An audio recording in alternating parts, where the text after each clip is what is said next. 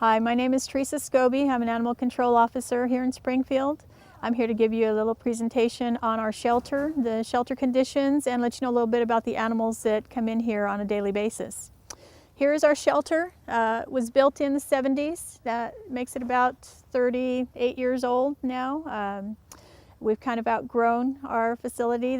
We have 33 kennels here, and that includes the new addition, which we house our pit bulls there and any bite dogs that have come in. So we're pretty maxed out. We have brought in about 2,200 dogs. That's as of September.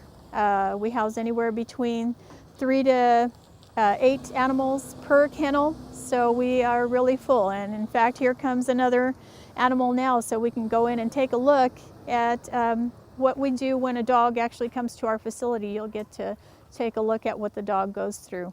In fact, we also have a rescue agency here today. We're a little busy. And these are a few of the lucky dogs that are actually going to get rescued today. We have a rescue agency coming in about once per week right now. And they are selecting animals that have already been here for their 5-day period and are ready to go and available. Okay, so let's go on in and take a look.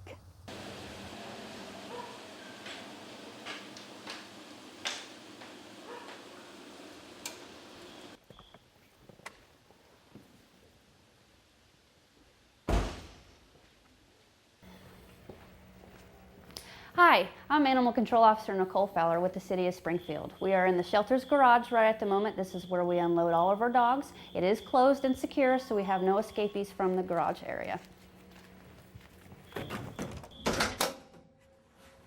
Hey bud, let's go.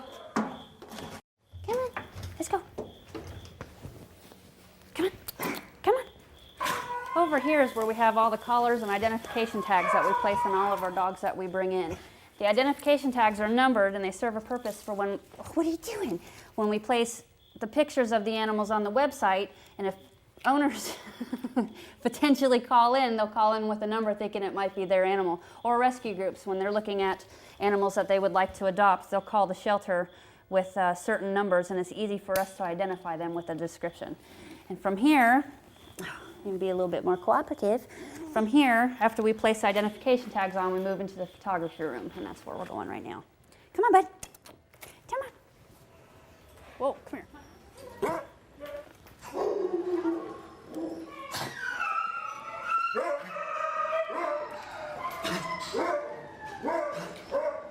Come on. Here, we're in our photography room where we take pictures of all the dogs brought into the shelter and we place them on the website. First thing we want to do is bring them over here, grab our microchip scanner, and scan all the dogs just to make sure they haven't had a microchip placed. If the scanner pops positive with the microchip, then we obtain all the information and try to contact an owner and let them know their dog's here at the shelter and they come claim them. And this little guy's not showing that he has a microchip, so we'll bring them on over here to the photo booth, have their picture taken. Come on. Come on. Good boy. One of the first pictures we want to take is a nice front shot of the dog's face in the frontal view, including the tag number. And after we get a front view, good boy, we try to obtain a side shot so the viewers on the internet can see the entire length of the body and the entire body itself. And then, come here. Come back up here. Good boy. Sit. Sit. Then once the pictures are placed on the internet, you've got 2 different views that owners can do a positive identification and 2 views that rescue groups could potentially look at, see exactly what type of dog that we have, and come out here and do some adoptions for us. Isn't that right? Isn't that right? After we've taken this little dog's picture, the next step would be is to find them an appropriate kennel inside of our shelter. Placement of dogs all depends on whether or not they're male or female, their temperament, their health condition, whether or not they're injured. Unfortunately, sometimes we don't have the option of placing them in appropriate kennels due to the overcrowding of the shelter. So what we need to do is take a look at this little guy, evaluate it. Seems to be pretty good. See, he's a male, so now we need to go into the shelter and find an appropriate kennel for him.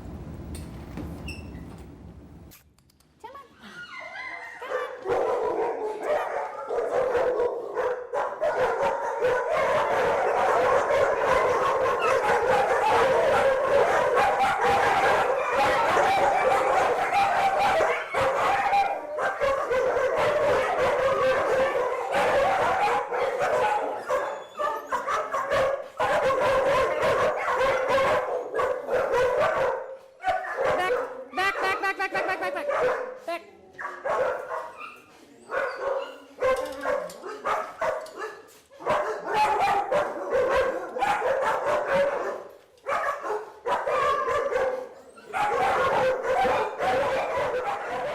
We're back in our photo room now, and not only do we take photographs, but this is where we do all of our pit bull registering, and our microchipping happens in this room as well.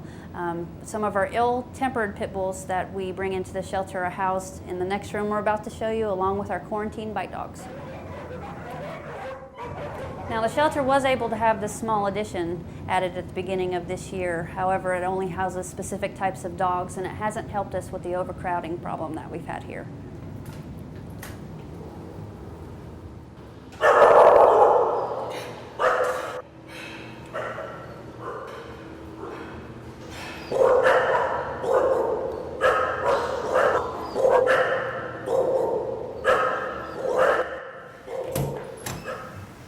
This is the main lobby to our animal shelter. This is where citizens will come in to claim their animals if they're being held here.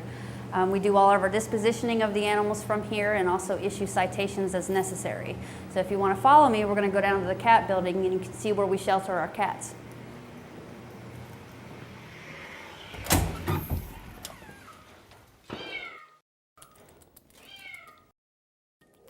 This is our cat facility. This is where we house all of our stray and owner surrender cats.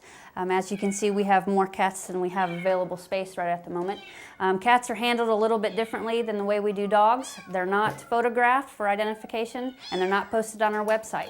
What we do have are descriptor cards. All cats that come in are assigned a number and placed in the appropriate cage, and this is primarily used for us to keep track of all of our cats here. Any owners that are missing their cats, since we don't post pictures on the internet, need to come into our cat facility and see if their cat is actually here, if we're holding it for them. Now that we've concluded our tour of the animal shelter, we hope that we've given you a brief overview of what it is that animal control does for you. One piece of information we would like to include is that the animal shelter shares property with the police firing range, which you may be able to hear in the background right now, but we've been fortunate enough to find this vast piece of wooded land right here to where we release all of our wildlife that we capture within city limits. We at Animal Control thank you for your time, and we hope this has been an informative overview of what it is that we do for you and for the public. If you have any questions, feel free to contact us at the shelter at any time. Thank you again.